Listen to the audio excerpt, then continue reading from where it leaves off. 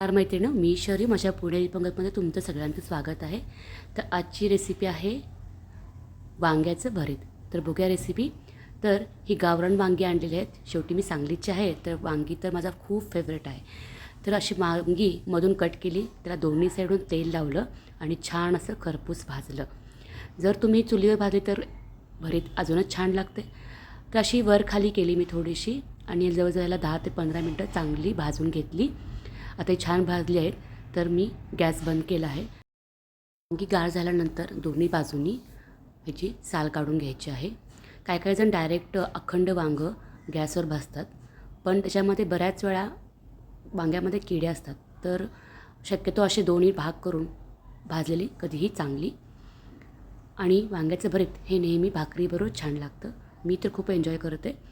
आता अशा प्रकारे दोन्ही साईडून काढली। तसंच मी कांदा आणि टोमॅटोही चिरून घेतलेला आहे, तर ही काढून घेतलेली आहेत। आता ह्याला छान असं बारीक कट करून घ्यायचं, छान असं बारीक एकजीव करून घेऊया, म्हणजे आपल्याला परताना बरं पडेल। हे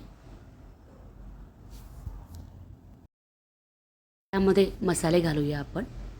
तर मीठ घातलेलं आहे चवीपुरतं, लाल तिखट घातलेलं आहे मसाल्याचं, तसंच जिरे धनेपूड घाला असेल तर, आणि ही कलरची चटणी घातलेली आहे जेणेकरून छान कलर येतो, आणि चिमूटभर साखर। तर एका पॅनमध्ये थोडंसं तेल घेतलेलं आहे, फोडणी घालूया आता।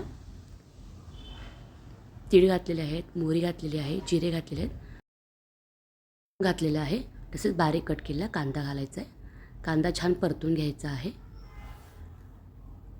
आता ह्यामध्ये घालूया थोडीशी हळद घालायची आहे, तसेच टोमॅटो घालायचे आहेत। स्टीलची कढई असल्यामुळे तेल जास्त चांगलं तापलं होतं। आता टोमॅटो घालूया, त्याला छान मिक्स करूया, छान भाजून घेऊया, आणि मसाला घातलेलं सगळं हे वांग्याचं कालवण ह्यामध्ये घालूया, एकत्र करूया, आणि छान 2 ते 3 मिनटं परतून घेऊया। बघा, बारीक कट केल्यामुळे वांग्याचं कालवण हे छान मिक्स होतं मसाल्यामध्ये आणि कांदा ह्याच्यामध्ये। तयार झालेलं आहे वांग्याचं भरीत।